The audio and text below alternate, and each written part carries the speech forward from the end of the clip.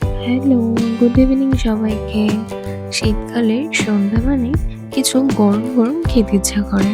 তাই আজকে সেরকমই একটা খুব সিম্পল রান্না তোমাদের সাথে শেয়ার করব, যাতে সময়ও কম লাগে আর খেতেও দুর্দান্ত টেস্টি হয়। প্রথমেই কড়াইটা গরম করে নিয়ে তার মধ্যে কিছু পরিমাণ বাটার দিয়ে দিয়েছিলাম।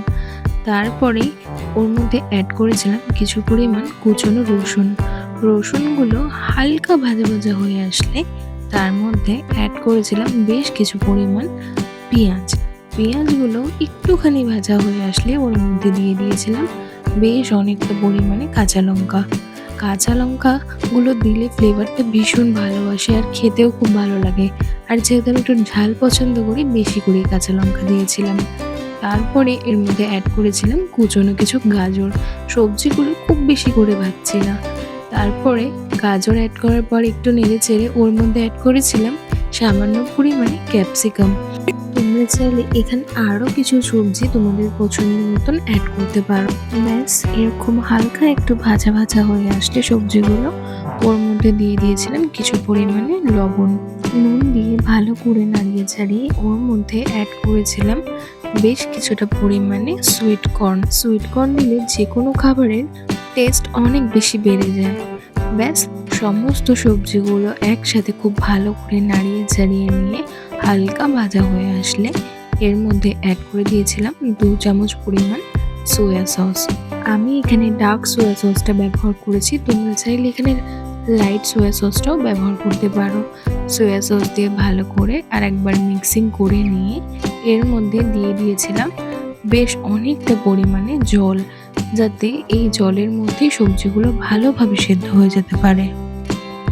এই অবস্থায় 2-3 মিনিট ভালো করে নাড়িয়ে চাড়িয়ে এর মধ্যে অ্যাড করে দিতে হবে তোমাদের পছন্দ মতন ম্যাগি মশলা। আমি এখানে 3 প্যাকেট ম্যাগির জন্য 3 প্যাকেটই ম্যাগি মশলা ব্যবহার করেছিলাম।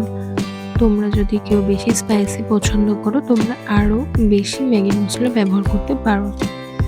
ম্যাগি মশলাটা অ্যাড করে দেওয়ার পর জলের সাথে খুব ভালো করে মশলাটাকে মিক্স করে নিতে হবে, যাতে কোনো লাম্পস না থাকে।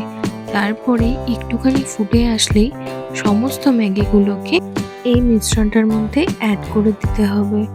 ম্যাগিগুলো আমি একটু ভেঙে নিয়েছিলাম, তোমরা চাইলে ভাঙতেও পারো, আবার গোটা গোটাও দিতে পারো। ম্যাগিগুলো দেওয়ার পর খুব ভালো করে একদম মিশিয়ে নিতে হবে। তোমরা চাইলে স্যুপের পরিমাণটা তোমাদের পছন্দ মতন বাড়াতে বা কমাতে পারো।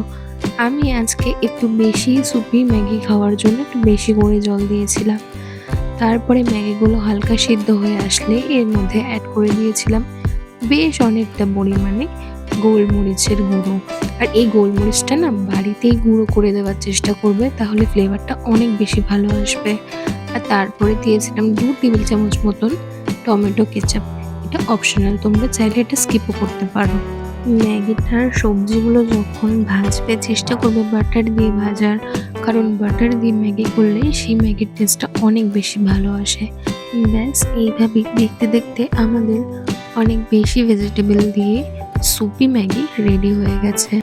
তারপরে গরম গরমে সুপি ম্যাগি নুডলসটা সার্ভ করে নিয়েছিলাম। এরকম শীতের সন্ধ্যা আর সাথে যদি থাকে এরকম এক বাটি ভেজিটেবল সুপি ম্যাগি, তাহলে আর কি লাগে। আর তার সাথে আমি ওপরে একটা সিদ্ধ ডিম কেটে এর মধ্যে সার্ভ করে নিয়েছিলাম। খেতে অসাধারণ লাগছিল আর দেখতেও ভীষণ ভালো লাগছিল। তোমরা অবশ্যই এই রেসিপিটা একবার বাড়িতে ট্রাই করে দেখো, তোমাদেরও নিশ্চয়ই ভীষণ ভালো লাগবে। আমার ভিডিওটি ভালো লেগে থাকলে আমার চ্যানেলটিকে লাইক, কমেন্ট, শেয়ার, সাবস্ক্রাইব করে পাশে থেকো।